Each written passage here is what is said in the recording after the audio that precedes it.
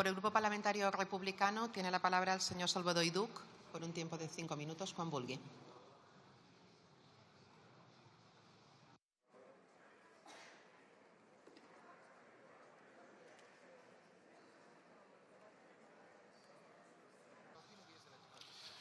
Bona tarda. Bé, ho faig des d'aquí perquè em sembla que fer aquesta PNL que parla de drets humans, la veritat, em costa aquesta moció, em costa entendre-ho, no?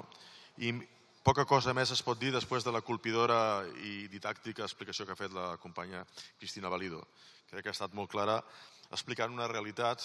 Cada setmana, cada dia, embarcacions precàries arriben a les costes de Canàries i arriben persones extenuades, ferides, deshidratades.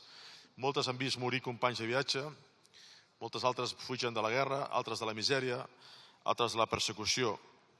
I això va de drets humans, que tinguem de fer aquesta moció, em costa entendre-ho. Això va de salvar vides, de garantir una atenció sanitària digna als que arriben i als que ja hi són. Repeteixo, també als que ja hi són, perquè si hi ha col·lapse sanitari també és afectat a la gent que hi viu també.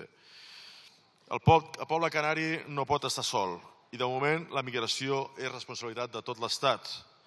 I exigim a l'Estat i a la Unió Europea que posi tots els recursos necessaris perquè aquesta lacra acabi. Crec que Catalunya ha cooperat en la mesura del que tocava i si cal fer-ho més ho farem, no ens importa. Som internacionalistes, des d'Esquerra som internacionalistes, creiem en la cooperació entre els pobles i per això votem sí, per justícia, per dignitat i per responsabilitat. Moltes gràcies.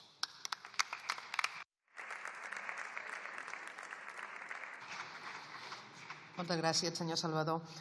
Por el Grupo Parlamentario Plurinacional Sumar tiene la palabra el señor Cofiño Fernández por un tiempo de 5 minutos, cuando quiera.